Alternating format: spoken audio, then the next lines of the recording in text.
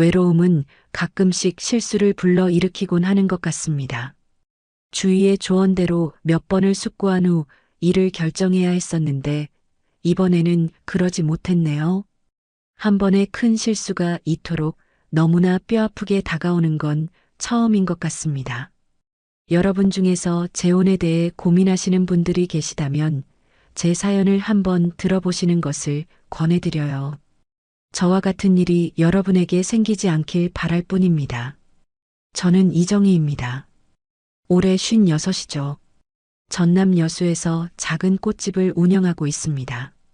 남편을 잃은 지 벌써 8년이 흘렀네요. 처음엔 모든 게 무너진 것 같았어요. 하지만 시간이 흐르면서 혼자만의 조용한 삶에 익숙해졌습니다. 매일 아침 5시면 일어나서 꽃집 문을 열었어요. 장미, 백합, 카네이션들을 정성스럽게 다듬고 물을 갈아주는 일상. 단조롭지만 평온했습니다. 동네 사람들이 하나둘 들러서 꽃을 사가고 안부를 묻고 가는 소소한 일들이 제 하루를 채웠죠. 그런데 그날이 왔습니다. 여수 시립미술관에서 자선 행사가 있다고 초대장이 날아왔어요. 평소라면 거절했을 텐데 왠지 나가야 할 것 같은 기분이 들었습니다.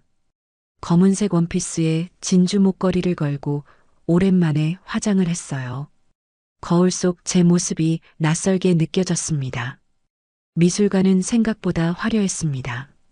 정장을 입은 사람들이 와인잔을 들고 작품들을 감상하고 있었어요.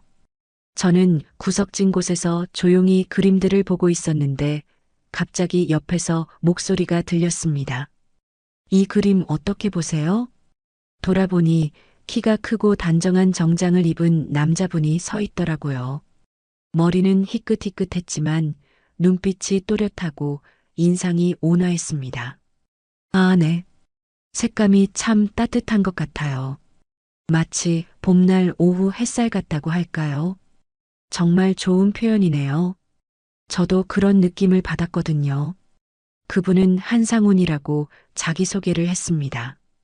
나중에 알았지만 국내 굴지의 건설그룹 회장이었어요. 하지만 그때는 그냥 미술을 좋아하는 신사분 정도로만 생각했습니다. 꽃집을 하신다고요? 어쩐지 색감을 보는 눈이 남다르시네요. 상훈이 제 일에 관심을 보이며 질문했습니다. 꽃의 조화와 배치에 대해 이야기하는데 진심으로 귀 기울여 들어줬어요. 오랜만에 누군가와 제대로 된 대화를 나누는 기분이었습니다. 남편분은 어떤 일을 하세요? 상훈의 질문에 제 가슴이 순간 먹먹해졌어요. 아, 남편은 8년 전에 세상을 떠났습니다. 죄송합니다. 힘든 말씀을 하게 해서요. 상훈의 목소리가 조심스러워졌어요.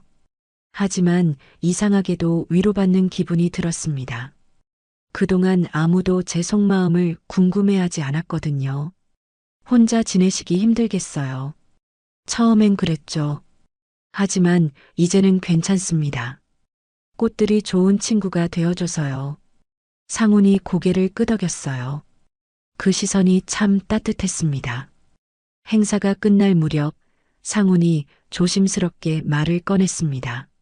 실례가 안 된다면 다음에 시간 되실 때 커피 한 잔 어떨까요? 꽃 이야기 더 듣고 싶어요. 가슴이 두근거렸습니다. 이런 감정을 느끼는 게 언제였나 싶었어요.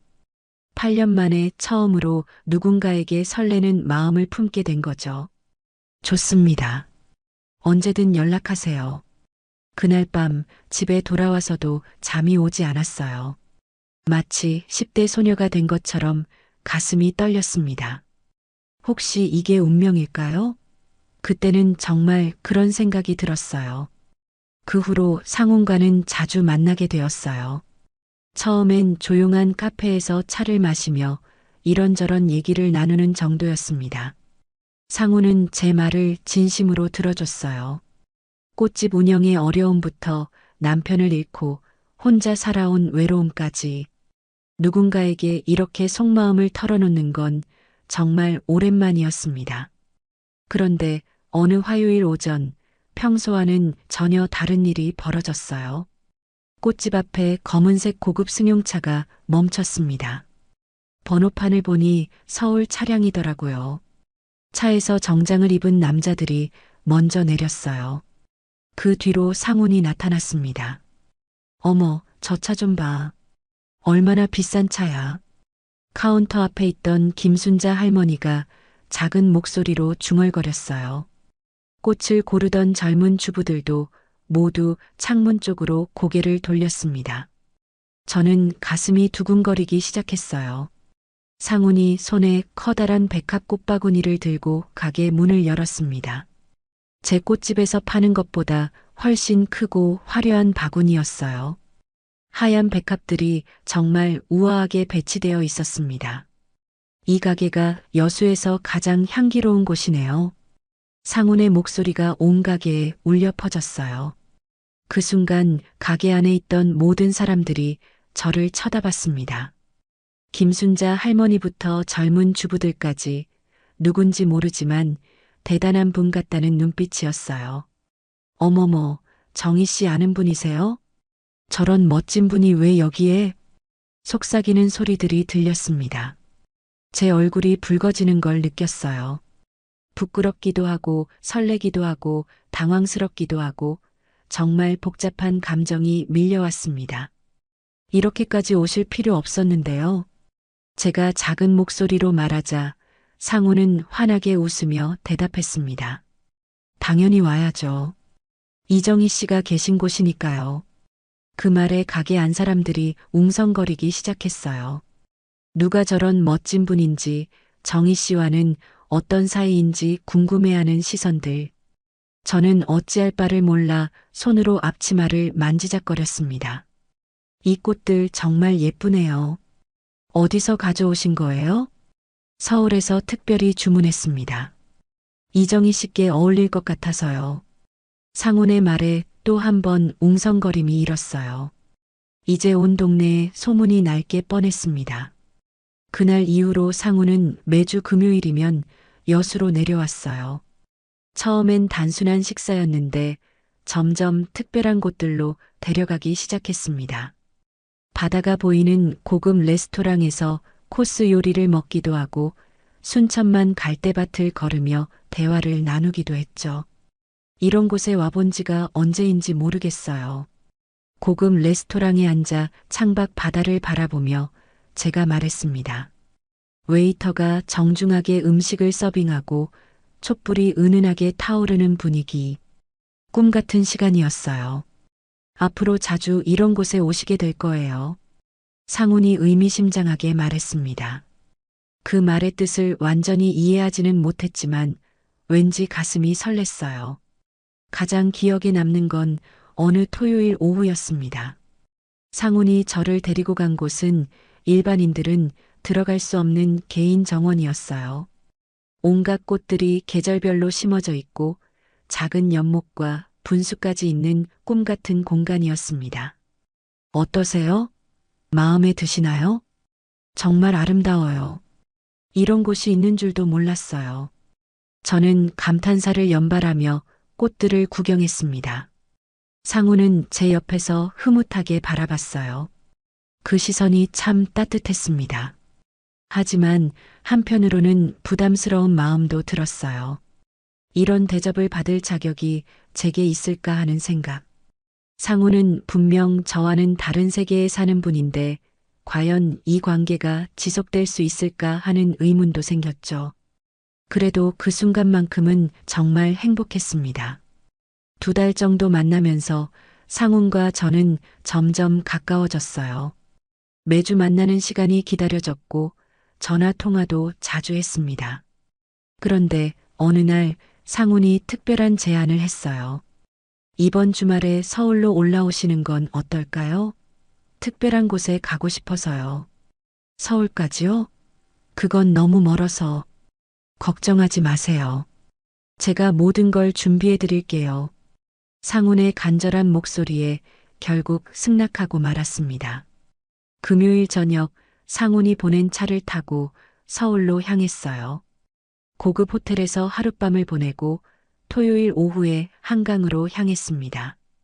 한강공원에 도착하니 크루즈선이 기다리고 있었어요. 생각보다 큰 배였고 사람들이 제법 많이 타고 있었습니다. 이런 배 타본 게 언제인지 모르겠어요. 오늘은 정말 특별한 날이 될 거예요. 상훈의 말에 왠지 모를 설렘이 밀려왔습니다. 배가 출발하자 한강의 야경이 펼쳐졌어요. 반포대교, 한강대교 하나씩 지나가는 다리들이 정말 아름다웠습니다. 와, 정말 예뻐요. 이런 풍경이 있는 줄 몰랐어요. 이정희 씨와 함께 보니까 더 아름다워 보이네요. 상훈의 말에 얼굴이 빨개졌어요. 이런 로맨틱한 말을 들어본 지가 얼마나 오래된 건지. 크루즈가 반포대교 근처에 멈췄을 때였습니다. 갑자기 하늘에서 불꽃놀이가 터지기 시작했어요. 하늘을 가득 채우는 화려한 불꽃들. 주변 승객들이 모두 감탄사를 내뱉었습니다. 어머, 불꽃놀이네요. 오늘 무슨 날인가요? 특별한 날이죠. 상훈이 제 손을 잡더니 갑자기 한쪽 무릎을 꿇었어요. 그리고 작은 상자를 꺼냈습니다. 상자를 열자 눈부신 다이아 반지가 나타났어요. 이정희 씨, 남은 생을 함께 해줬으면 합니다. 그 순간 시간이 멈춘 것 같았어요. 불꽃놀이는 계속 터지고 있었고 주변 사람들은 박수를 치기 시작했습니다. 어떤 아주머니는 어머, 프로포즈네 하며 소리를 질렀어요. 눈물이 주르륵 흘러내렸습니다. 이런 일이 제게 일어날 줄은 꿈에도 몰랐어요. 8년 동안 혼자 살면서 이런 순간이 다시 올 거라고는 상상도 못했거든요. 네, 좋습니다. 제가 대답하자 상훈이 일어나서 제 손가락에 반지를 끼워줬어요. 주변 사람들의 박수가 더 커졌고 축하한다는 말들이 쏟아졌습니다. 정말 영화 속 주인공이 된 기분이었어요.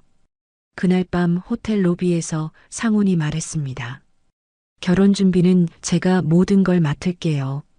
이정희 씨는 아무 걱정하지 마세요. 그래도 제가 해야 할 일들이 있을 텐데요. 신부는 예뻐지기만 하면 됩니다. 나머지는 다 제가 처리할게요. 며칠 후부터 정말 모든 게 준비되기 시작했어요. 상훈 회사의 직원들이 여수까지 내려와서 드레스 피팅부터 메이크업 테스트까지 다 해줬습니다. 예식장은 서울 시내 최고급 호텔로 정해졌고 신혼여행은 유럽 3주 코스였어요. 정희야, 이거 너무 성급한 거 아니야? 만난 지 겨우 몇 달밖에 안 됐잖아. 동네 친구 미숙이가 걱정스럽게 말했습니다. 재벌이라는 사람들이 다 똑같아. 조심해야 돼.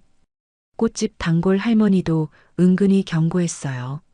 하지만 저는 확신했습니다. 상훈은 달라요. 정말 진심으로 저를 아껴주거든요. 상훈은 제가 만난 남자들과는 정말 달랐어요.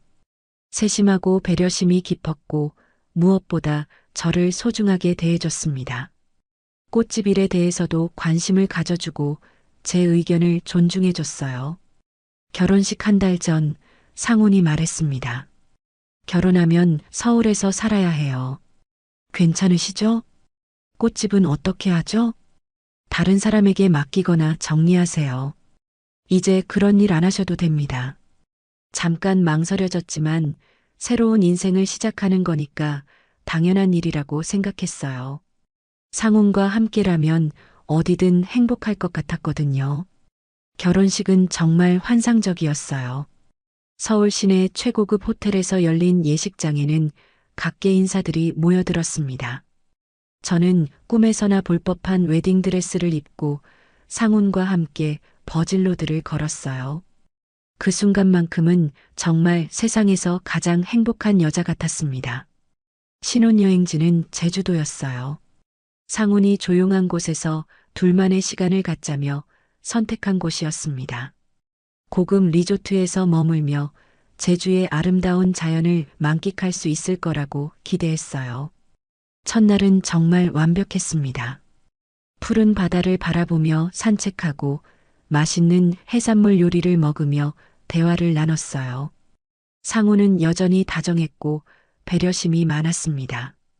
이틀째 되는 날, 우리는 성산 일출봉 근처의 작은 해변 카페에 갔어요. 바다가 한눈에 보이는 예쁜 카페였습니다. 파도 소리를 들으며 차를 마시고 있는데 상훈이 갑자기 일어났어요. 여기서 사진 찍으면 예쁠 것 같은데요. 기념사진 남겨요. 저도 좋다고 했죠.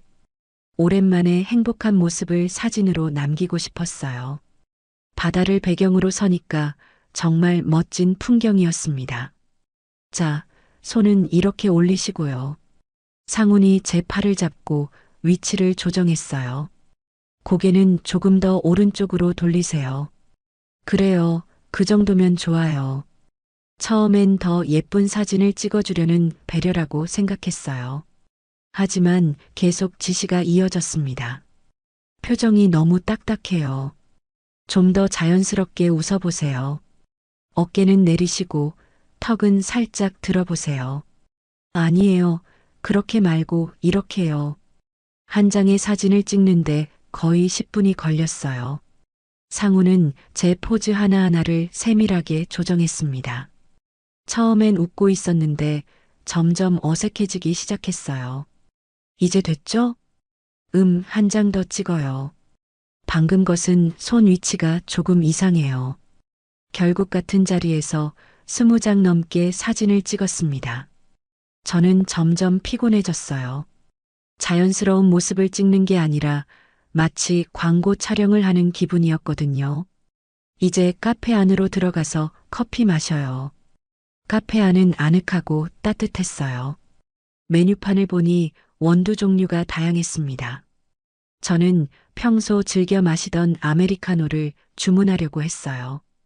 아메리카노 하나 주세요. 제가 직원에게 말하는 순간 상훈이 끼어들었습니다. 아니요, 아내는 카페인에 약하니까 디카페인으로 주세요. 저는 깜짝 놀랐어요.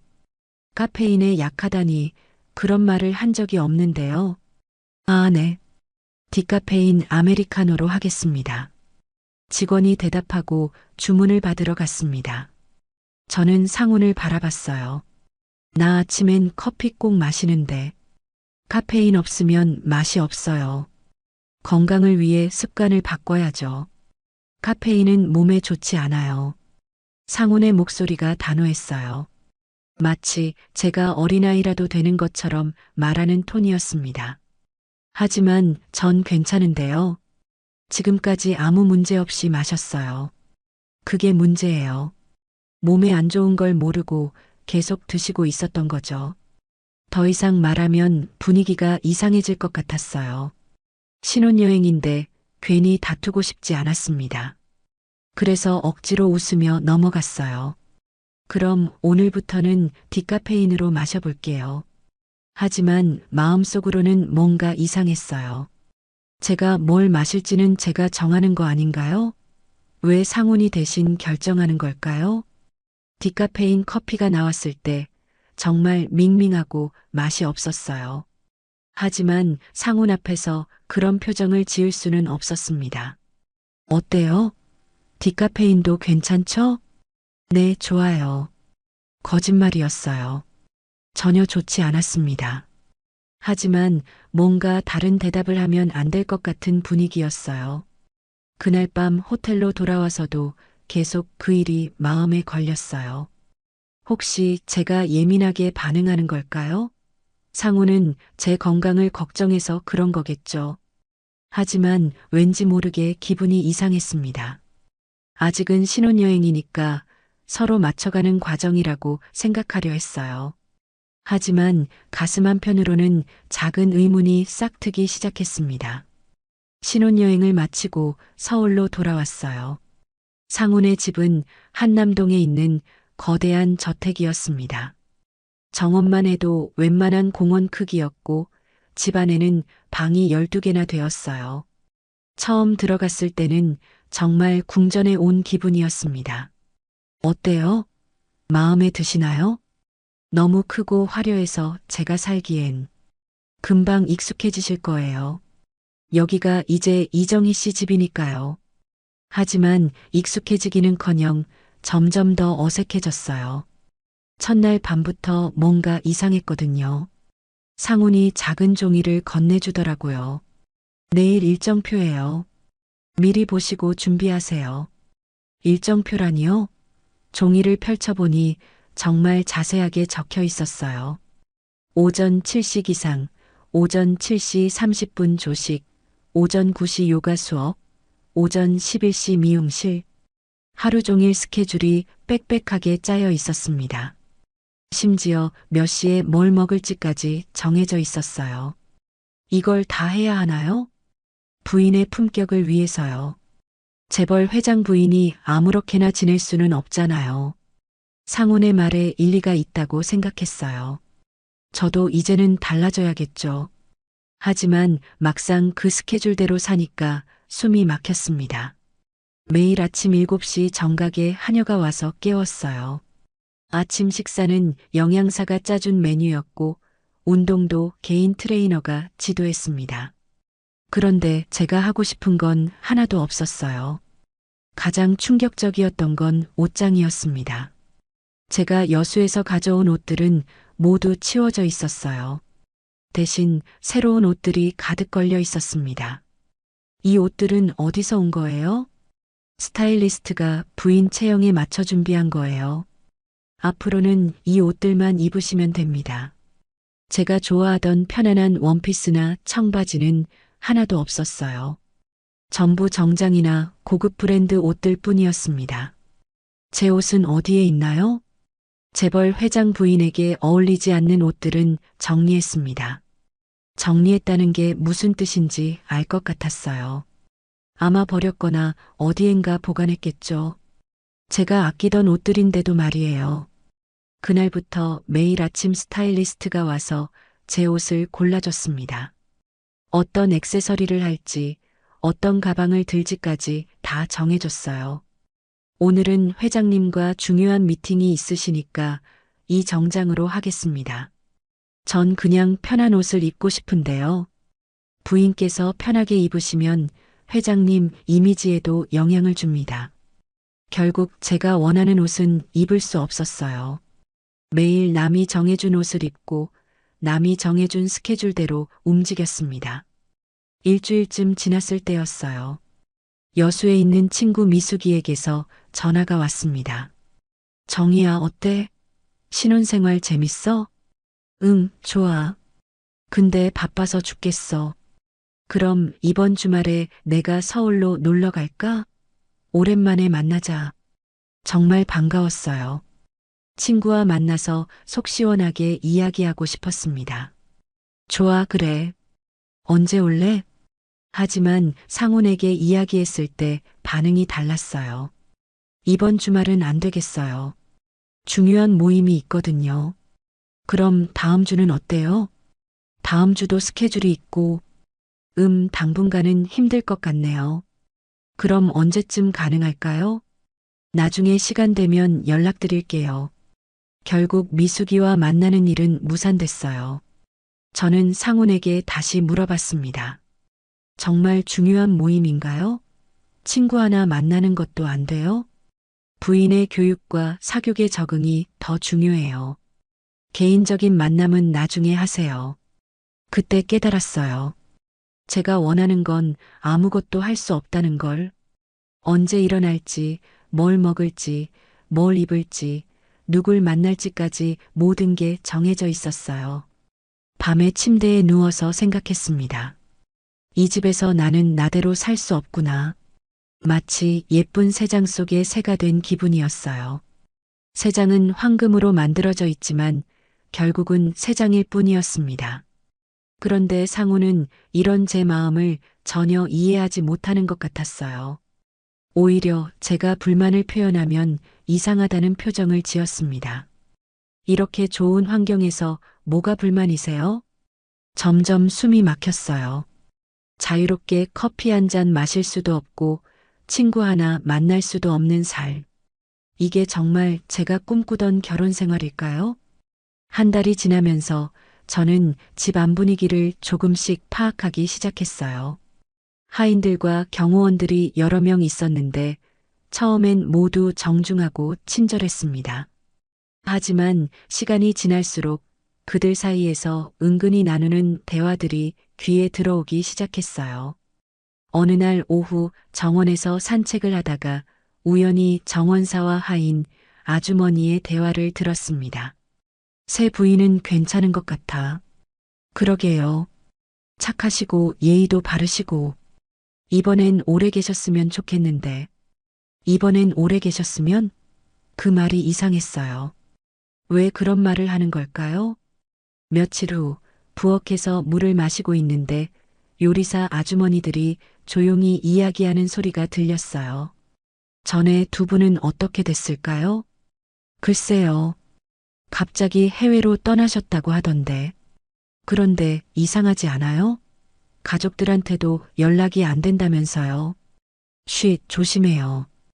회장님이 들으시면 큰일 나요. 전처들 이야기더라고요. 상훈에게 전처가 있다는 건 알고 있었어요. 2번 결혼했다가 이혼했다고 들었거든요. 하지만 갑자기 해외로 떠났다니요?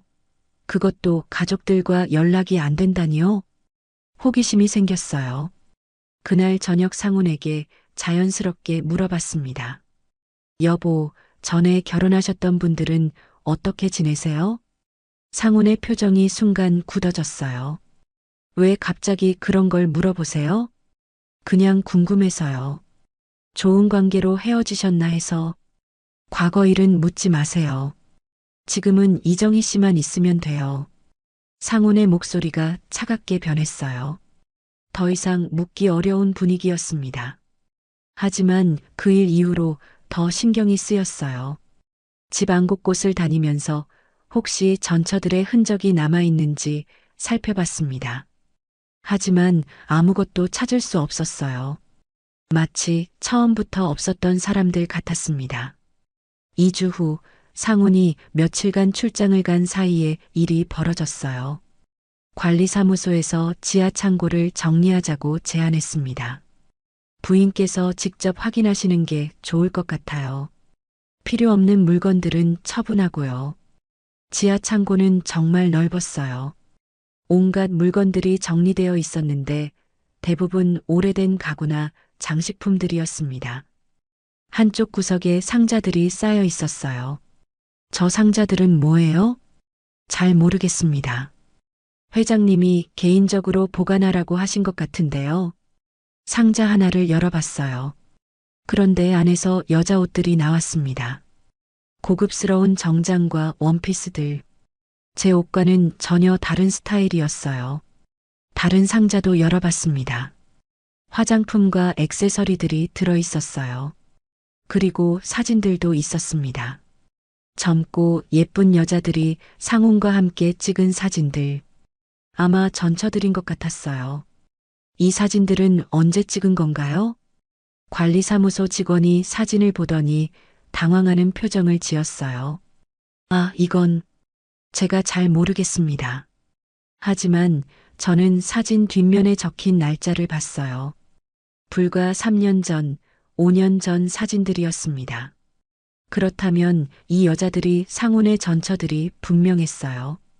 더 충격적인 건 그 다음이었어요. 상자 맨 밑에서 여권과 신분증이 나온 거예요. 김미진, 박소영. 두 여자의 신분증이었습니다. 왜 여권과 신분증이 여기에 있지? 해외로 떠났다면 여권은 가져가야 하는 거 아닌가요? 신분증도 마찬가지고요. 그런데 왜 이런 중요한 서류들이 창고에 버려져 있는 걸까요? 그때 등골이 오싹해졌어요. 뭔가 심상치 않다는 느낌이 들었습니다. 정말 단순한 이혼이었다면 이런 물건들이 이렇게 숨겨져 있을 이유가 없잖아요. 관리사무소 직원에게 물어봤어요. 이분들이 언제 이사 가셨는지 기억하세요? 글쎄요. 저도 정확히는. 그런데 부인, 이런 건 회장님께 직접 여쭤보시는 게 좋을 것 같아요. 직원의 표정이 어두워졌어요. 뭔가 알고 있지만 말하기 어려운 것 같았습니다. 그날 밤 침대에 누워서 계속 생각했어요. 정말 단순한 이혼이었을까? 여권과 신분증을 두고 해외로 떠난다는 게 말이 되나요? 그것도 가족들과 연락도 안 하고요? 점점 무서운 생각이 들기 시작했어요. 혹시 상훈이 전처들에게 뭔가 나쁜 일을 저질렀던 건 아닐까요? 그래서 그들이 정말로 사라진 건 아닐까요? 문득 제가 지금 처한 상황이 무서워졌어요. 매일 통제받고 자유를 잃어가는 제 모습. 혹시 저도 전처들과 같은 운명이 될까봐 밤새 잠을 이룰 수 없었습니다. 창고에서 발견한 증거들 때문에 며칠 동안 잠을 제대로 잘 수 없었어요. 상훈을 바라볼 때마다 소름이 돋았습니다. 이 사람이 정말 전처들에게 무슨 일을 저질렀을까요? 저도 같은 운명이 될까봐 두려웠어요. 하지만 아무렇지 않은 척해야 했습니다. 상훈에게 의심받으면 안 되거든요. 평소처럼 웃고 대화하면서도 속으로는 탈출 방법을 생각했어요. 가장 큰 문제는 감시였습니다. 집 밖으로 나갈 때마다 경호원이 따라붙었어요. 혼자서는 어디도 갈 수 없었습니다. 전화도 마찬가지였어요. 집 전화는 물론이고 제 휴대폰도 뭔가 이상했습니다. 통화 내용을 감청하는 것 같았어요. 일주일을 고민하다가 기회가 왔습니다. 상훈이 이틀간 부산 출장을 간다고 했어요.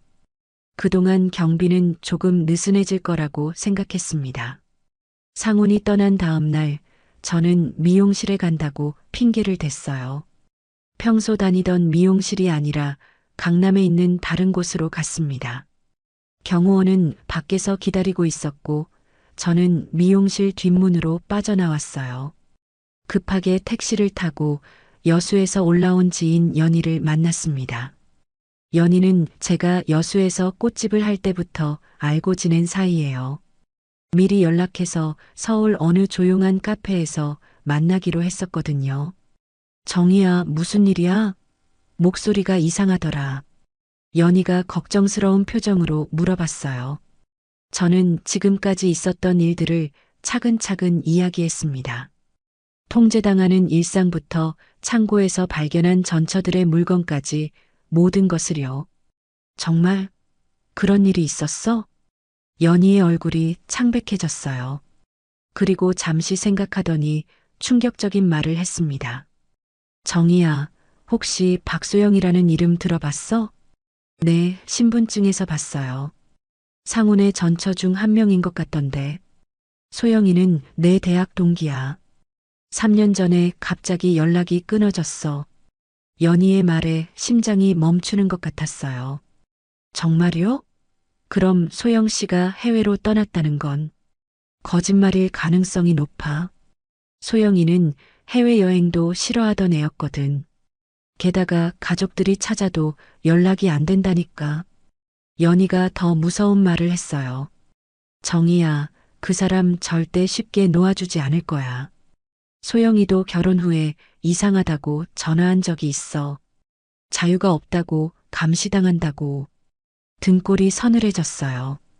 제가 지금 겪고 있는 일과 똑같잖아요. 어떻게 해야 해요? 지금 당장 도망쳐야 해. 그리고 법적으로 대비해야 하고. 연희가 변호사를 소개해줬어요. 가정폭력과 이혼 전문 변호사였습니다. 그날 오후에 바로 만났어요. 증거가 있으신가요? 변호사가 물어봤습니다. 저는 핸드폰으로 몰래 찍어둔 창고의 사진들을 보여줬어요. 전처들의 신분증과 여권, 개인 물품들 사진이었습니다. 이건 정말 심각한 문제네요. 당장 신변 보호 조치가 필요할 것 같은데요. 그런데 저는 어떻게 해야 해요? 집에 돌아가야 하는데. 일단 안전한 곳으로 피하세요. 그리고 더 많은 증거를 수집해야 합니다. 변호사가 구체적인 조언을 해줬어요. 녹음기를 주면서 상훈과의 대화를 녹음하라고 했습니다. 그리고 집안에서 더 많은 증거를 찾아보라고 했어요. 하지만 무엇보다 안전이 우선이에요. 위험하다고 느끼면 즉시 연락하세요. 미용실로 돌아갔을 때 경호원은 아직 차에서 기다리고 있었어요. 다행히 제가 없었던 걸 모르는 것 같았습니다. 그날 밤 상훈이 돌아왔을 때도 평소처럼 행동했어요. 하지만 속으로는 계획을 세우고 있었습니다.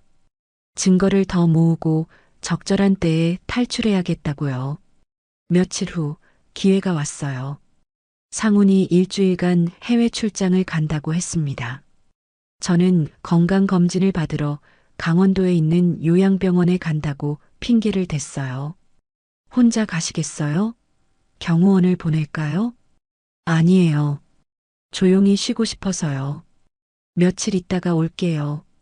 상우는 별 의심 없이 허락했어요. 아마 제가 도망칠 용기도 없고 갈 곳도 없다고 생각했을 거예요. 강원도 산골의 작은 펜션에 도착했을 때 처음으로 숨을 쉴 수 있었어요. 감시받지 않는 자유로운 공간. 정말 오랜만이었습니다. 그곳에서 변호사와 연희와 계속 연락을 주고받으며 구체적인 계획을 세웠어요. 이제 반격할 시간이었습니다. 강원도에서 일주일을 보내며 변호사와 함께 치밀한 계획을 세웠어요. 상훈이 해외 출장에서 돌아오기 전에 모든 준비를 마쳐야 했습니다. 연희와 다른 지인들도 적극적으로 도와줬어요.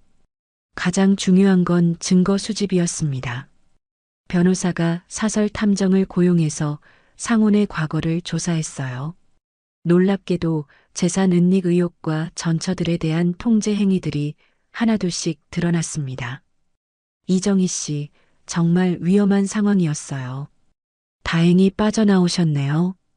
변호사가 심각한 표정으로 말했습니다. 상훈은 세 번째 결혼이었는데 매번 비슷한 패턴을 보였다고 했어요. 처음엔 달콤한 구애를 하다가 결혼 후에는 완전히 통제하려 드는 거죠. 전처들은 정말 어떻게 된 거예요? 확실하지는 않지만 해외로 떠났다는 건 거짓일 가능성이 높아요. 아마 협박이나 회유로 입을 막았을 거예요. 서울로 돌아간 후 본격적인 법적 절차에 들어갔습니다. 상훈은 제가 갑자기 이혼 소송을 제기한 걸 알고 크게 당황했어요. 이정희 씨, 뭔가 오해가 있는 것 같은데요. 대화로 해결해요. 상훈이 달래려 했지만 저는 단호했습니다. 대화할 게 없어요. 이미 변호사를 통해 모든 걸 진행할 거예요. 재판이 시작되자 상황은 예상보다 빠르게 진행됐어요. 상훈 측에서 이미지 실추를 우려해서 언론에 알려지기 전에 합의하자고 나온 거죠. 재산 분할과 위자료를 합쳐서 50억 원을 드리겠습니다. 대신 이 일이 밖으로 알려지지 않게 해주세요. 상훈의 변호사가 제안했어요. 50억이라니 상상도 못한 큰 돈이었습니다. 하지만 저에게는 돈보다 자유가 더 중요했어요. 좋습니다. 하지만 조건이 있어요. 앞으로 절대 저에게 접근하지 마세요. 그리고 전처들에 대한 진실도 밝혀야 해요. 마지막 재판날 상훈과 마주쳤을 때 그의 얼굴이 많이 변해 있었어요. 자신감 넘치던 모습은 온데간데 없고 초라해 보였습니다. 이정희 씨, 정말 후회하게 될 거예요. 저만큼 잘해줄 사람은 없을 텐데. 그 잘해준다는 게 감시하고 통제하는 거였나요? 저는 그런 사랑 원하지 않아요. 그렇게 6개월간의 악몽 같은 결혼 생활이 끝났습니다. 합의금을 받고 자유의 몸이 된 저는 어디로 갈지 고민했어요. 서울은 너무 답답했고 여수는 아직 상훈의 영향력이 미칠 것 같았습니다. 그래서 선택한 곳이 전남 완도였어요. 바다가 보이는 작은 마을에 해안가 카페를 열었습니다. 꽃집과 카페를 함께 운영하는 복합 공간이었어요. 매일 새벽 5시면 일어나서 꽃들을 정리하고 커피를 준비합니다. 아무도 저에게 뭘 하라고 지시하지 않아요. 제가 원하는 대로 제가 좋아하는 일을 할 수 있습니다. 첫 손님이 왔을 때의 기분을 잊을 수 없어요. 사장님, 아메리카노 하나 주세요. 네, 바로 내려드릴게요. 제가 직접 원두를 갈고 커피를 내렸어요. 디카페인이 아닌 진짜 커피를요. 그 향기를 맡는 순간 눈물이 나려고 했습니다. 이런 소소한 자유가 얼마나 소중한지 깨달았거든요. 카페 창가에 앉아 바다를 바라보면 마음이 평온해져요. 파도가 밀려왔다가 빠지는 걸 보면서 생각해요. 과거에 저는 어떻게 그런 삶을 견뎠을까 하고요. 가끔 손님들이 물어봐요. 사장님은 왜 이런 시골까지 와서 카페를 여셨어요? 자유롭게 살고 싶어서요. 간단한 대답이지만 진심이에요. 황금 새장보다는 넓은 하늘이 좋거든요. 어제도 바다를 바라보며 생각했어요. 상훈과의 만남은 분명 달콤했습니다. 영화 같은 로맨스, 화려한 청혼, 꿈 같은 결혼식. 모든 여자가 부러워할 만한 삶이었죠. 하지만 진짜 행복은 자유에서 나온다는 걸 깨달았어요. 누군가의 통제를 받으며 사는 삶은 아무리 화려해도 진정한 행복이 아니었습니다. 지금 저는 가진 게 많지 않아요. 작은 카페와 바다가 보이는 집, 그리고 자유. 하지만 이게 제가 원하던 삶이에요. 황혼의 사랑은 달콤했지만 자유는 그보다 더 소중합니다. 이제 저는 아무도 아닌 오직 저만을 위해 살아갈 거예요. 그와 함께 평상에 앉아 라디오를 듣기 시작했습니다. 나훈아의 내 삶을 눈물로 채워도라는 노래가 나오고 있었어요. 그 사이 우리 둘의 입술은 더욱 가까워졌어요. 각자 자신도 모르게 일어난 일이었어요. 영문을 몰라 허겁지겁 자리를 고쳐 앉았어요. 하지만 이 느낌 왠지 나쁘지 않았어요. 오늘을 기점으로 아마 우리 두 사람의 관계에 대한 기대가 커졌어요. 저는 55세 이선아입니다. 서울을 떠나기로 결심한 건 새벽 2시였습니다. 남편이 떠난 자리에서 혼자 살아가는 게 너무 힘들더군요. 딸아이는 결혼해서 미국으로 떠났고 집안 곳곳에 남아있는 추억들은 저를 숨막히게 했죠. 짐을 정리하며 발견한 부동산 전단지 한 장. 시골 마을의 조용한 단독주택 2층 세입자를 구한다는 내용이었어요. 전화를 걸어보니 집주인은 말수가 적었습니다. 언제 오시냐는 질문에만 짧게 답하더군요. 기차를 타고 2시간을 달려 도착한 마을은 정말 조용했어요. 버스 정류장에서 걸어서 10분 거리에 있는 집을 찾았습니다. 단독주택이라고 했는데 생각보다 깔끔하더군요.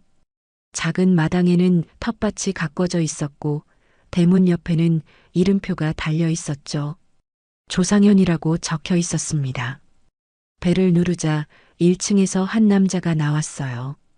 키가 크고 어깨가 넓었는데 표정은 무덤덤했습니다.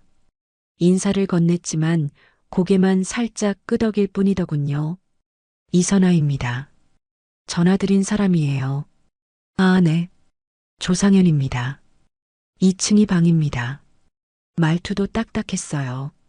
계단을 올라가면서 뒤따라오는 발걸음 소리가 묘하게 무겁게 들렸죠. 2층 방은 작지만 깨끗했습니다. 창문으로 보이는 뒷마당 풍경도 나쁘지 않았어요. 화장실은 1층에 하나 있고요. 부엌도 같이 쓰시면 됩니다. 감사합니다. 그런데 혹시 이 집에 전에 누가 살았었나요? 상현의 표정이 순간 굳어지더군요. 잠시 망설이다가 작은 목소리로 대답했습니다. 네, 아내요. 같이 살던 집입니다. 그 순간 알 수 있었어요. 이 사람도 저처럼 누군가를 떠나보낸 사람이라는 걸 말이죠. 상현의 눈빛에서 어딘지 모를 외로움이 느껴졌습니다. 저와 같은 상처를 가진 사람의 눈빛이었어요. 언제부터 살 수 있나요?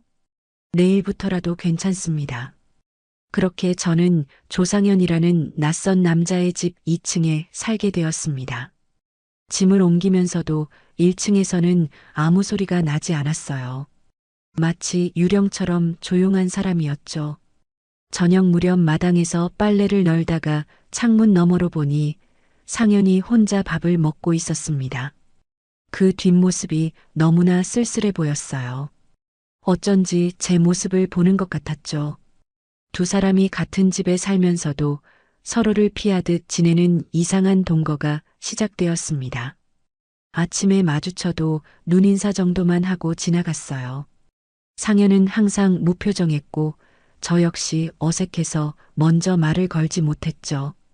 그런데 이상했어요. 분명 낯선 사람인데 왠지 마음이 편했습니다. 아마도 비슷한 아픔을 가진 사람이라는 걸 본능적으로 느꼈기 때문일 거예요. 며칠이 지나니 빗소리가 들려왔습니다. 창밖을 보니 보슬보슬 내리던 비가 점점 굵어지더군요.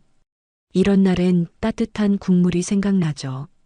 된장국을 끓이면서 문득 상현이 떠올랐어요. 혼자 차가운 밥만 드시겠구나 싶었습니다.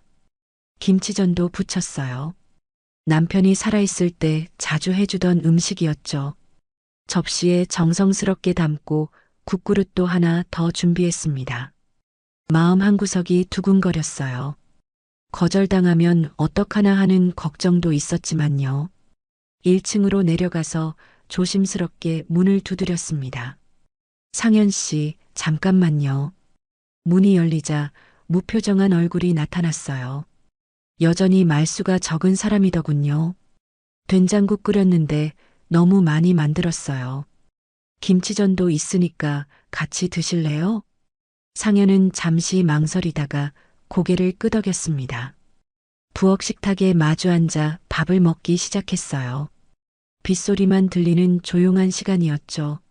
상현이 된장국을 한 숟가락 떠서 입에 넣었습니다. 그런데 갑자기 표정이 굳어지더니 수저를 놓고 일어났어요. 아무 말 없이 뒤편 마당으로 나가버렸죠. 상현 씨? 뭔가 잘못됐나 싶어 따라 나갔습니다. 상현은 마당 한구석에 서서 멀찍이 떨어진 빗물통을 바라보고 있었어요. 어깨가 미세하게 떨리고 있었죠. 가까이 다가가니 눈가가 촉촉해져 있더군요. 비가 내리는 소리와 함께 작은 목소리가 들렸습니다. 이 맛이 마지막으로 아내가 끓여준 국이랑 똑같네요. 그 순간 가슴이 철렁했어요. 제가 좋은 마음으로 끓인 된장국이 이 사람에게는 아픈 기억을 불러일으킨 거였죠. 어떻게 위로해야 할지 몰라서 그냥 옆에 서 있었습니다. 상현의 목소리가 더 작아졌어요. 4년 전 그날, 아내가 마지막으로 만들어준 게 된장국이었거든요. 병원에서 돌아와서도 억지로 끓여줬는데 눈물이 뺨을 타고 흘러내렸습니다. 빗물인지 눈물인지 구분이 안 될 정도였어요. 그때 너무 맛있다고 했는데 사실은 간이 하나도 안 맞았거든요. 그래도 고맙다고 맛있다고 했죠. 비가 더 세게 내리기 시작했어요. 상현의 어깨와 머리카락이 젖어갔지만 꿈쩍도 하지 않더군요. 마치 그 비를 맞으며 아픈 마음을 씻어내려는 것 같았습니다. 상현 씨, 미안해요. 괜히 이상하게 행동해서 맛있게 해주셨는데. 아니에요. 저도 남편이 마지막으로 먹고 싶다던 음식이 된장국이었거든요. 그 말을 듣자 상현이 처음으로 제 쪽을 바라봤어요. 두 사람 다 비에 젖은 채 서 있었죠. 그 순간 어떤 벽이 무너지는 기분이었습니다. 서로의 아픔이 처음으로 마주친 순간이었어요. 그날 밤 비가 그치고 나니 공기가 한결 맑아졌습니다. 다음 날 저녁 상현이 마당에 평상을 꺼내놓더군요. 처음 보는 일이었어요. 그동안 마당 한구석에 덩그러니 놓여있던 평상을 직접 닦고 있었습니다. 선아 씨, 잠깐 앉으실래요? 조심스러운 목소리였어요. 어제 비 맞으며 눈물을 보인 게 부끄러웠나 봅니다. 그래도 저를 부른 건 처음이었죠.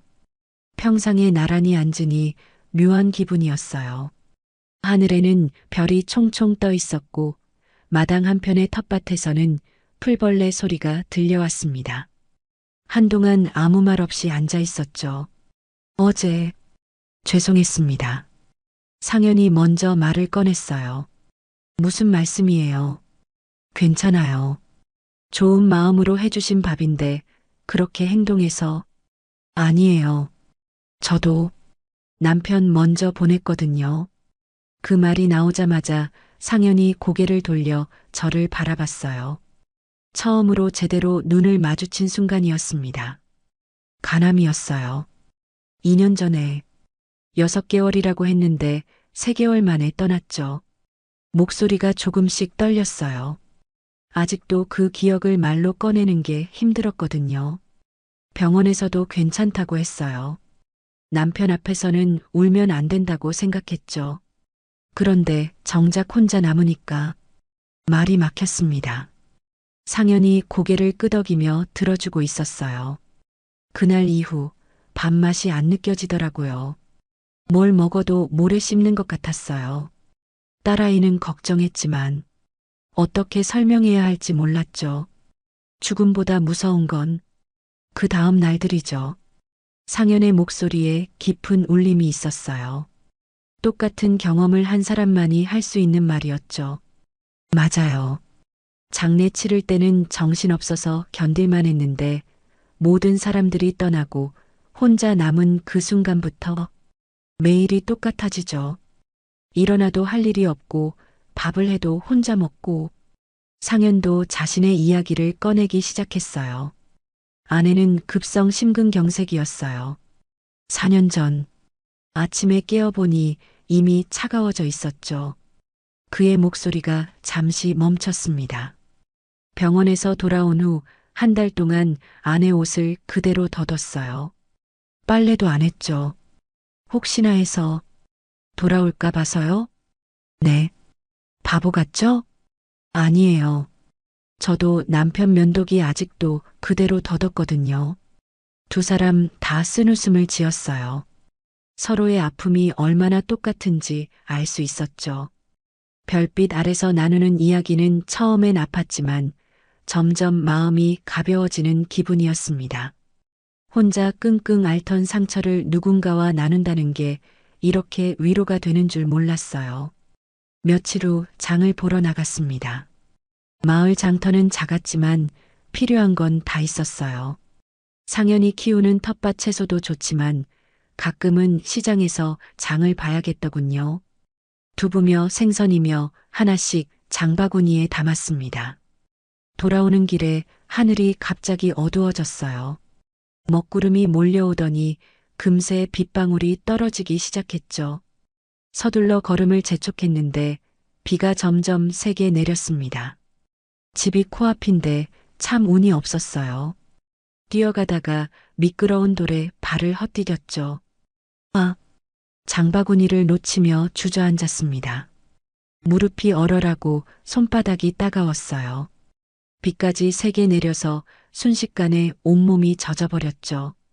선아 씨, 뒤에서 상현의 목소리가 들렸어요. 돌아보니 우산을 들고 뛰어오고 있더군요. 급하게 달려와서 제 곁에 쪼그려 앉았습니다. 괜찮으세요? 다친 곳은 없고요? 괜찮아요. 그냥 미끄러진 거예요. 상현이 제 팔을 잡고 일으켜 세워줬어요. 그런데 일어서려다 다시 비틀거렸죠. 무릎이 아팠거든요. 조심하세요. 상현의 팔이 제 허리를 감쌌습니다. 부축해 주려는 거였어요. 순간 심장이 빨리 뛰기 시작했죠. 남편 이후로는 처음 느껴보는 남자의 체온이었거든요. 천천히 걸어보세요. 한 걸음씩 걸어보니 다행히 다친 곳은 없었어요. 그런데 상현이 우산을 들고 있으면서 계속 제 쪽으로 기울여 주더군요. 자신은 어깨가 젖어가는데 말이에요. 상현 씨 젖어요. 괜찮습니다. 선아 씨가 더 젖으셨으니까. 두 사람이 우산 하나 아래 바짝 붙어서 걸었어요. 어깨와 어깨가 자꾸 부딪혔죠. 상현의 체온이 전해져 왔습니다. 남자 특유의 든든한 어깨였어요. 빗소리만 들리는 고요한 길이었습니다. 발걸음도 자연스럽게 천천히 맞춰졌어요. 이상하게 마음이 편안해졌죠. 오랫동안 잊고 있던 감정이었습니다. 상현 씨, 네, 잠깐이라도 기대고 싶네요. 그 말이 저도 모르게 튀어나왔어요. 너무 솔직한 고백이었죠. 혼자 살아가는 게 얼마나 외로운지, 누군가의 어깨에 기대고 싶은 마음이 얼마나 간절한지. 상현이 걸음을 멈췄습니다. 그리고 우산을 더 제 쪽으로 당겨주더군요. 자신은 완전히 비에 젖어도 상관없다는 듯이요. 기대세요. 짧은 대답이었지만 마음이 따뜻해졌어요. 조심스럽게 상현의 어깨에 머리를 기댔습니다. 단단하고 따뜻한 어깨였죠. 두 사람 다 말이 없었어요. 그냥 그 순간을 느끼고 있었습니다. 비 오는 소리, 우산에 떨어지는 빗방울 소리, 그리고 서로의 숨소리. 집에 도착할 때까지 그렇게 걸었어요. 평소보다 훨씬 천천히, 마치 이 시간이 끝나기를 원하지 않는 것처럼 말이죠. 그날 저녁에도 평상에 나왔습니다. 이제는 자연스러운 일상이 되었어요. 상현이 김치전을 부치겠다고 하더군요. 처음 보는 일이었죠. 제가 해드릴게요. 아니에요. 한번 해보고 싶었거든요. 상현이 서툰 솜씨로 김치전을 부치기 시작했어요. 기름이 튀어도 꿋꿋하게 해내려고 하더군요. 보다가 웃음이 나왔습니다. 상현 씨, 기름이 너무 많아요. 아, 그래요? 어려우네요. 결국 제가 도와줬어요. 손을 잡고 뒤집는 방법을 알려줬죠. 상현의 손은 거칠었지만 따뜻했습니다. 김치전이 완성되고 평상에 앉아 먹었어요. 상현이 작은 라디오를 가져와 틀어놓았더군요. 은은한 음악이 흘러나왔습니다. 이 라디오 오래됐네요. 아내가 즐겨 듣던 거예요. 요새 가끔 틀어놔요. 그때 익숙한 멜로디가 흘러나왔어요. 나훈아의 내 삶을 눈물로 채워도였습니다. 남편이 좋아하던 노래였죠. 이 노래 남편이 자주 불렀어요. 그래요? 우리 아내도 좋아했는데. 두 사람 다 조용히 노래를 들었어요. 가사 한마디 한마디가 마음에 스며들었습니다. 내 삶을 눈물로 채워도 그대만은 행복하기를이라는 부분에서 가슴이 먹먹해졌어요. 김치전을 다 먹고 나서도 계속 앉아 있었습니다. 밤바람이 선선했고 라디오에서는 잔잔한 음악이 계속 흘러나왔어요. 어느새 제 눈꺼풀이 무거워지기 시작했죠. 피곤하신가 봐요. 조금 그런 것 같아요. 상현의 어깨가 가까이 있었어요. 우산 아래에서처럼 기대고 싶은 마음이 들었습니다. 잠깐만. 기댈게요. 상현이 가만히 있어 주었어요. 그의 어깨에 머리를 기대니 마음이 편안해졌습니다. 라디오에서 흘러나오는 음악 소리, 풀벌레 우는 소리, 상현의 고른 숨소리. 언제부터인지 잠이 들었나 봐요. 꿈속에서도 그 노래가 들렸거든요. 선아 씨, 선아 씨. 누군가 제 이름을 부르는 소리에 눈을 뜨니 상현이 조심스럽게 저를 깨우고 있었어요. 방으로 들어가세요. 여기서 주무시면 감기 걸려요. 아, 죄송해요. 잠들었나 봐요. 일어나려는데 몸이 묵직했어요. 상현이 제 팔을 잡아 일으켜 세워줬습니다. 그런데 일어서는 순간 비틀거렸죠. 조심하세요. 상현이 급하게 저를 잡아줬어요. 두 사람의 얼굴이 가까워졌습니다. 너무 가까워서 상현의 숨소리까지 느껴졌어요. 그 순간이었습니다. 상현이 조심스럽게 저를 일으켜 세우려다가 우리의 입술이 살짝 닿았어요. 시간이 멈춘 것 같았습니다. 두 사람 다 움직이지 못했죠. 라디오에서는 여전히 나훈아의 노래가 흘러나오고 있었어요. 죄송해요. 상현이 먼저 물러섰습니다. 얼굴이 빨갛게 달아올라 있었어요. 아니에요. 괜찮아요. 마음이 막 뛰고 있었어요. 남편 이후로는 처음 느껴보는 감정이었죠. 근데 그 순간 외롭지 않았어요. 그 말이 저도 모르게 나왔습니다. 상현이 놀란 눈으로 저를 바라봤어요. 다음 날 아침 평소보다 늦게 일어났습니다. 어젯밤 일이 자꾸 떠올라서 잠을 제대로 못 잤거든요. 그 키스가 실수였는지 아니면 모르겠어요. 마음이 복잡했습니다. 커피를 끓이고 2층에서 소리가 날까봐 귀 기울여 들었어요. 그런데 아무 소리도 들리지 않더군요. 선아 씨는 원래 일찍 일어나는 분인데 이상했죠. 점심때가 되어도 여전히 조용했어요. 혹시 아프신가 싶어서 2층으로 올라가 봤습니다. 선아 씨, 괜찮으세요? 아무 대답이 없었어요. 문을 두드려 봐도 마찬가지였죠.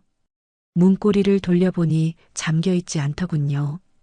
방 안을 들여다보니 아무도 없었습니다. 침대는 정리되어 있었고 옷들도 그대로 걸려 있었어요. 그런데 작은 여행 가방이 없어졌더군요. 책상 위에 작은 쪽지 한 장이 놓여 있었습니다. 잠시 서울 다녀오겠습니다. 기다려달란 말 미안해서 못 쓰겠네요. 그게 전부였어요. 언제 돌아온다는 말도 왜 가는지도 적혀 있지 않았죠. 가슴이 텅 비는 기분이었습니다. 어젯밤 그 일 때문에 부담스러워서 떠난 건가 싶었어요. 제가 너무 성급했나 하는 후회가 밀려왔죠. 며칠이 지났습니다. 선아 씨가 없는 집은 너무 조용했어요. 그동안 얼마나 그분의 존재감이 컸는지 새삼 깨달았죠. 부엌에서 들리던 작은 소음들, 계단을 오르내리는 발소리, 마당에 널린 빨래, 모든 게 사라졌습니다. 하루는 마당에 나왔다가 화분을 발견했어요. 선아 씨가 정성껏 가꾸던 꽃들이었죠. 물을 주지 않아서 잎이 시들어가고 있었습니다. 아, 급하게 물을 떠다 줬어요. 그런데 이미 늦었더군요. 몇 개는 완전히 말라버렸죠. 선아 씨가 돌아오면 얼마나 속상해할까 싶었습니다. 그날부터 매일 화분에 물을 줬어요. 선아 씨를 대신해서라도 돌봐야 한다고 생각했거든요. 그런데 화분을 볼 때마다 가슴이 아팠습니다. 저녁마다 평상에 나와 앉았어요. 혼자 앉아 있으니 얼마나 허전한지 모르겠더군요. 라디오를 틀어봤지만 재미없었죠.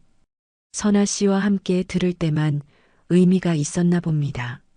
사흘째, 나흘째, 연락은 여전히 없었어요. 전화번호를 모르니 연락할 방법도 없었죠. 그저 기다릴 수밖에 없었습니다. 밤에는 2층을 올려다보곤 했어요. 불이 켜지기를, 발소리가 들리기를 바라면서 말이에요. 그런데 아무것도 들리지 않았죠. 이상했습니다. 선아 씨가 오기 전에는 혼자 사는 게 당연했는데 이제는 견딜 수가 없더군요. 몇 달 동안 함께 지낸 것뿐인데 이렇게 허전할 줄 몰랐어요. 혹시 다시 안 돌아오는 건 아닐까? 그런 생각이 들면서 불안해지기 시작했습니다. 어젯밤 그 키스가 부담스러워서 아예 떠나버린 건 아닐까요? 괜히 제가 선을 넘었나 하는 자책감이 들었죠. 5일째 되는 날 화분 중 하나가 완전히 죽어버렸습니다. 아무리 물을 줘도 소용없었어요. 그 마른 잎을 보면서 왜 이렇게 마음이 아픈지 모르겠더군요. 5일째 저녁 대문 밖에서 발소리가 들렸습니다. 귀에 익은 소리였어요. 가슴이 두근거리기 시작했죠. 창문으로 내다보니 선아 씨가 작은 가방을 들고 서 있었습니다. 돌아왔구나. 안도감과 함께 묘한 감정이 밀려왔어요. 기쁘면서도 서운했죠. 아무 말 없이 떠났다가 아무 말 없이 돌아온 거잖아요. 선아 씨는 피곤해 보였습니다. 얼굴이 야윗하고 눈가에 그늘이 져 있었어요. 5일 동안 뭔가 많은 일이 있었나 보더군요. 2층으로 올라가는 발소리가 들렸습니다. 평소보다 느렸어요. 무거운 발걸음이었죠. 그대로 방에 들어가려는 것 같았습니다. 선아 씨, 참을 수 없어서 불렀어요. 발소리가 멈췄습니다. 돌아오셨군요. 네. 늦어서 죄송해요. 목소리도 힘없었어요. 뭔가 많이 지쳐 보였죠. 밥 해놨어요. 사실 5일 내내 해놨어요. 혹시나 해서 말이에요. 오늘도 된장국을 끓여뒀죠. 괜찮아요. 피곤해서 된장국. 이번엔 제 손으로 끓인 거예요. 그 말을 듣자 선아 씨가 계단에 서서 멈춰 있더군요. 한참 후에 천천히 내려왔습니다. 부엌 식탁에 마주 앉았어요. 선아 씨는 국그릇을 바라보기만 했죠. 수저를 들지 않더군요. 괜찮으세요? 상현 씨. 저는 말을 시작하다 말고 고개를 숙였어요. 어깨가 작게 떨리고 있었죠. 서울에 가서 딸아이를 만났어요. 며느리도 만나고 손자도 보고. 그래요? 좋으셨겠네요. 딸아이가 물어봤어요. 언제까지 혼자 살 거냐고. 다시 서울로 올 생각은 없냐고. 목소리가 점점 작아졌어요.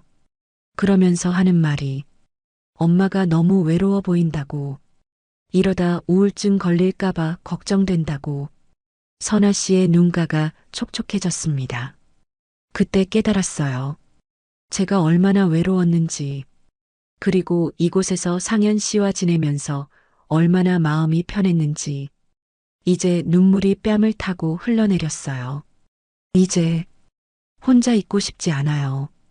괜찮을까요? 이렇게 살아도? 그 말을 들으니 가슴이 뭉클했습니다. 저도 똑같은 마음이었거든요. 저도 그동안 너무 외로웠어요. 선아 씨가 고개를 들어 저를 바라봤어요. 그 밤 이후 저도 혼자 있기가 싫어졌습니다.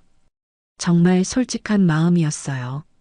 선아 씨가 없던 5일 동안 얼마나 허전했는지 모르거든요. 상현 씨, 화분도 시들어갔어요. 제가 물을 줬는데도 선아 씨가 있어야 살아나나 봐요. 작은 농담이었지만 선아 씨가 웃었어요. 눈물을 흘리면서 웃는 얼굴이었죠. 조용히 손을 내밀었습니다. 선아 씨가 망설이다가 제 손을 잡았어요. 따뜻한 손이었습니다. 앞으로는 말없이 사라지지 말아요. 네, 약속할게요. 그리고 외로우면 말해요. 저도 외로우니까. 네. 두 사람이 손을 잡고 앉아 있었어요. 된장국은 식어갔지만 상관없었죠. 다시 함께라는 것만으로도 충분했습니다. 저녁을 먹고 나서도 오랫동안 앉아 있었습니다. 선아 씨가 돌아온 게 아직도 꿈 같았어요. 5일 동안 얼마나 그리웠는지 모르거든요. 마당에 나가볼까요? 선아 씨가 먼저 제안했어요. 평상에 나란히 앉으니 예전과 똑같았죠. 그런데 뭔가 달랐어요. 서로를 바라보는 눈빛이 달라진 것 같았습니다. 별이 총총 떠 있었어요. 바람도 선선하고 풀벌레 소리도 정겹더군요. 오랫동안 말없이 앉아 있었죠. 상현 씨, 네. 서울에 있는 동안 계속 생각났어요. 이곳이. 그리고 상현 씨가. 선아 씨의 목소리가 작아졌어요. 저도 마찬가지였어요. 하루도 안 빠지고 생각났죠. 정말이요? 정말이에요.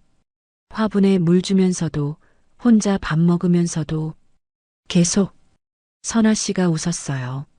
수줍은 웃음이었죠. 시간이 흘러 밤이 깊어졌습니다. 그런데 선아 씨가 일어날 기미를 보이지 않더군요. 평소 같으면 벌써 방에 들어갔을 시간인데 말이에요. 오늘 혼자 있기 싫어요. 작은 목소리였지만 확실히 들렸어요. 가슴이 두근거리기 시작했죠. 선아 씨, 이상한가요? 제가 너무 뻔뻔한가요? 아니에요. 저도 똑같은 마음이에요. 조심스럽게 손을 내밀었습니다. 선아 씨가 제 손을 잡았어요. 떨리는 손이었죠. 그럼 함께. 말을 끝까지 하지 못했어요. 너무 부끄러웠거든요.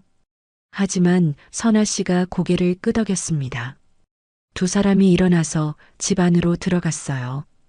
계단을 올라가는 발걸음이 평소보다 조심스러웠죠. 1층 제 방 앞에서 멈춰 섰습니다. 여기서, 네. 방 안은 어둠침침했어요. 달빛만 창문 사이로 들어오고 있었죠. 침대에 나란히 앉았습니다. 아무도 먼저 움직이지 않았어요. 두 사람 다 어떻게 해야 할지 모르겠더군요. 오랫동안 이런 경험이 없었으니까요. 상현 씨, 네. 무서워요. 오랫동안 혼자였어서. 저도 그래요. 불안해요. 솔직한 고백이었어요. 두 사람 다 마음은 간절했지만 몸은 어색했죠. 조심스럽게 선아 씨의 어깨에 손을 올렸습니다. 그녀도 제 등에 손을 대더군요. 천천히, 정말 천천히 서로를 안았어요. 처음에는 어색했습니다. 어떻게 안아야 할지, 어디에 손을 둬야 할지. 그런데 점점 자연스러워졌어요. 그 손길보다 더 깊게 전해지는 건 마음이었습니다. 외로움과 상실로 얼어붙었던 마음이 녹아내리는 기분이었어요. 따뜻해요. 선아 씨가 중얼거렸어요. 오랫동안 잊고 있던 온기인 것 같아요. 저도 그랬어요. 사람의 체온이 이렇게 소중한 줄 몰랐죠. 나란히 누웠습니다. 서로를 바라보며 미소 지었어요. 말은 필요 없었죠. 그냥 함께 있다는 것만으로도 충분했습니다. 처음으로 나 아닌 누군가를 품는 밤이었어요. 두 사람 다 오랫동안 혼자였는데 이제는 혼자가 아니었죠. 그렇게 서로를 안고 잠들었습니다. 꿈속에서도 따뜻했어요.